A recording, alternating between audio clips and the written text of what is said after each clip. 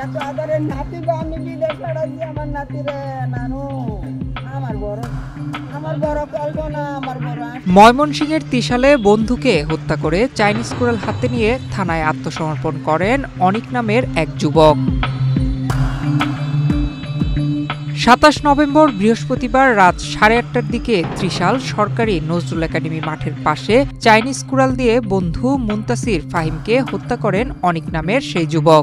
Extreme মশার coil plant fibre দিয়ে তৈরি, তাই সহজে ভাঙে না, সুগন্ধিযুক্ত ও নিরবিচ্ছিন্নভাবে জ্বলে। ডেঙ্গু, চিকুনগুনিয়া বাহি সহ যে কোনো মশার বিরুদ্ধে দেয় এক্সট্রিম সুরক্ষা। হত্যাকাণ্ডের পর রাত ৯টার দিকে হাতের কুড়াল সহ থানায় গিয়ে নিজেই আত্মসমর্পণ করেন তিনি। নিহত ফাহিম ত্রিশাল ইউনিয়নের চিকনা মনোহর গ্রামের বাদল মিয়ার ছেলে। মালয়েশিয়ার সিটি ইউনিভার্সিটির অনার্স শিক্ষার্থী ফাহিম ৪ মাস আগে মালয়েশিয়া থেকে দেশে ফেরেন। আগামী ২৫ ডিসেম্বর তার ফের মালয়েশিয়া যাওয়ার কথা ছিল। অপরদিকে অভিযুক্ত ওহিদুল ইসলাম অনিক ত্রিশাল পৌরসভার দরিরামপুর এলাকার জহিরুল ইসলামের ছেলে। পুলিশ জানায়, নজরুল একাডেমির ভোকেশনাল শাখার দক্ষিণ পাশের পানির ট্যাঙ্কের কাছে কথা কাটাকাটির এক পর্যায়ে অনিক ধারালো চাইনিজ কুড়াল দিয়ে ফাহিমের ওপর হামলা চালায়। ঘটনাস্থলেই তার মৃত্যু হয়। পরে অনিক কুড়াল হাতে থানায় গিয়ে ডিউটি অফিসারকে হত্যার কথা স্বীকার করলে পুলিশ তাকে হেফাজতে নেয় এবং তার তথ্য অনুযায়ী দ্রুত ঘটনাস্থলে গিয়ে ফাহিমের ক্ষতবিক্ষত লাশ উদ্ধার করে। পুলিশের প্রাথমিক ধারণা, ফাহিম ও অনিক দুজনই মাদকাসক্ত ছিলেন এবং মাদক নিয়ে অভ্যন্তরীণ বিরোধের জেরেই এই হত্যাকাণ্ড ঘটে।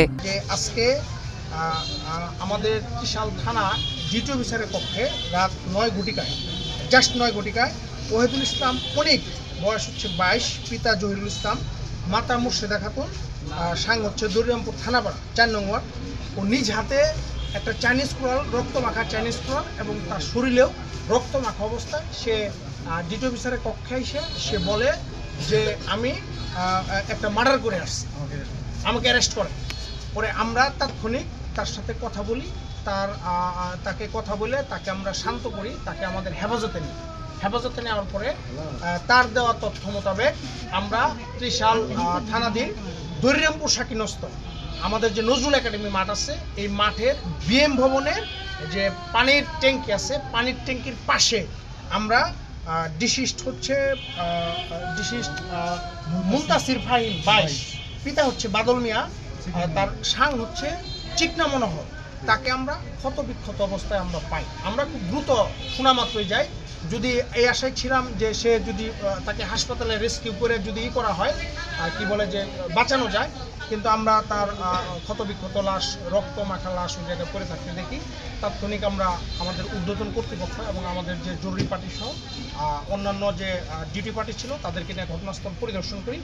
ঘটনাস্থলে প্রাথমিকভাবে আমরা তাদের লাশ শ্রোতাল শেষ করে আমরা থানায় নিয়ে আসি।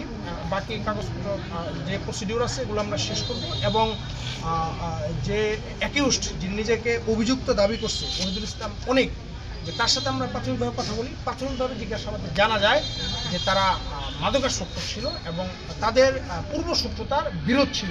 এই বিরোধের জেরে সে এই হত্যাকাণ্ডটা নিজে করে মর্মে প্রাথমিকভাবে সে স্বীকার করে। তো বাকি বিষয় আমাদের তদন্তাধীন আছে। নয়ন বিশ্বাস, বাংলাদেশ প্রতিদিন।